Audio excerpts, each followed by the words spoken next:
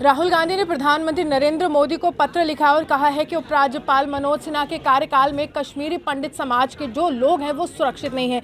राणा साहब मेरे साथ है, लगातार विपक्ष को जवाब देते रहे, आखिरकार नरसंहार का जिम्मेदार कौन था, और अभी जाने की कोशिश करेंगे। सीधा संपर्क साध रहे हैं प्रधानमंत्री से और कह रहे हैं कि अब जिम्मेदारी कौन उठाएगा क्योंकि सुरक्षा कवच आप प्रदान करने में असफल रहे हैं। राहुल गांधी जब यात्रा के नाम पर जम्मू कश्मीर आए थे तो कश्मीरी पंडित समाज ने उनके साथ कोई मिलना तो हुआ नहीं, बल्कि मांग की थी कि वो पार्टी और परिवार के पापों के लिए क्षमा मांगे। वो तो उन्होंने किया नहीं, बस सिर्फ उनके पार्टी के कुछ कार्यकर्ता उनसे मिले, उन्होंने कुछ जो उनको कहा है उनके नाम पर उन्होंने राजनीति करने की कोशिश की है। लेकिन जम्मू कश्मीर में खासकर कश्मीरी पंडित समुदाय का जो विस्थापन हुआ है या उनको कश्मीर से निकालने का जो प्रोसेस, उनसे ज़मीनें छीनने का काम किया है, वो राहुल गांधी के परिवार और राहुल गांधी की फैमिली ने किया है। नेशनल कॉन्फ्रेंस और शेख मोहम्मद अब्दुल्ला से लेकर उमर अब्दुल्ला तक के साथ मिलकर किया हुआ है। तो उनको फिर भी जिस तरह से कश्मीरी हिंदू समाज ने उनको यहाँ पर मांगा था कि उनको इन सब पापों के लिए माफ़ी मांगनी चाहिए, सबसे पहले उनको ये माफ़ी मांगकर ही उनके ये पाप धुल सकते हैं। सिर्फ अपने आप को एक नकली पंडित के तौर पर 3 पीस सूट के ऊपर जनेऊ पहनकर वो पंडित नहीं बन सकते। और उनका इस प्रकार का जो ये चिट्ठी लिखना है ये सिर्फ राजनीतिक फ़ायदे के लिए कोशिश है, लेकिन समाज इसको बहुत खूबी से समझता है। लेकिन यहाँ पर प्रतिनिधि मंडल मुलाकात कर चुका है राहुल गांधी के साथ, तो उनका कोई एक नाम बता दीजिए, कौन मिले थे, किस पार्टी से थे, किस संस्था से थे, कोई एक नाम बता दीजिए।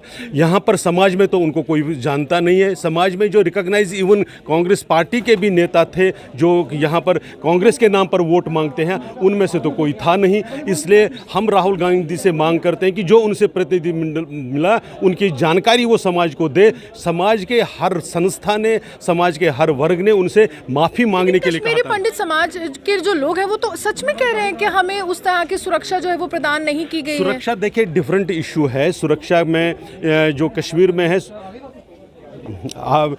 कश्मीर में अगर सुरक्षा का एक माहौल में जो अंतर है, क्योंकि वहाँ पर आतंकवाद है, आतंकवाद को समाप्त करने के अंतिम दौर में हम लड़ाई लड़ रहे हैं, इसलिए सुरक्षा एक डिफरेंट इशू है। लेकिन कांग्रेस पार्टी द्वारा राजनीति अलग इशू है।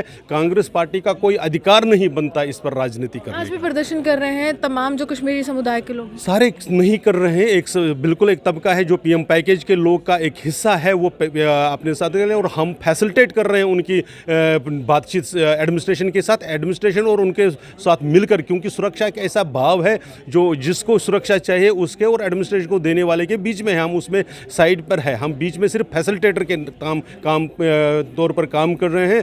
वास्तविकता यह है कि कश्मीर का माहौल बदला हुआ है और वो हमने देखा हुआ है कि पहली बार किस प्रकार से राहुल और उसकी बहन के साथ वो बर्फ़ के साथ खेल रहे हैं, तो वो सुरक्षा का माहौल ही था। वो सारे लोग जो कश्मीर के बारे में बहुत चर्चा करते थे, वो लाल चौक पर तिरंगा लेकर किस प्रकार से वहाँ पर आ रहे थे, ये उस सुरक्षा के बदले हुए माहौल का तो इंगित करता है। लेकिन इसके साथ ही जो प्राइम मिनिस्टर्स पैकेज के लोग जो अभी धरने पर है, उनका जब तक ये भाव नहीं आएगा, ये एडमिनिस्ट्रेशन ने मिलकर उनके साथ बैठकर करना चाहिए। हम उसमें बिल्कुल शुरू से ही कहते हैं, राहुल गांधी आने के पहले से हम कहते हैं कि सुरक्षा और उनकी सुरक्षित एकोमोडेशन ये एडमिनिस्ट्रेशन का दायित्व है, उनको निभाना ही चाहिए। देखिए, भाजपा पुल का काम कर रही है और भाजपा एक संपर्क साधने की कोशिश कर रही है, चाहे वो उपराज्यपाल मनोज सिन्हा का प्रशासन हो या फिर तमाम पीएम पैकेज के एम्प्लॉयज हो। आपको सीधे तौर पर बता दें कि राहुल गांधी ने इस बार फिर से जो है कड़ा प्रहार किया है जम्मू कश्मीर प्रशासन पर, और इस बार बड़ा मुद्दा जो है कश्मीरी पंडित समुदाय के जो तमाम लोग हैं, जो नागरिक हैं, उनकी सुरक्षा को बनाया। आप यूँ हमारे साथ बने रहिए, देखते हुए जम्मू सुहान की।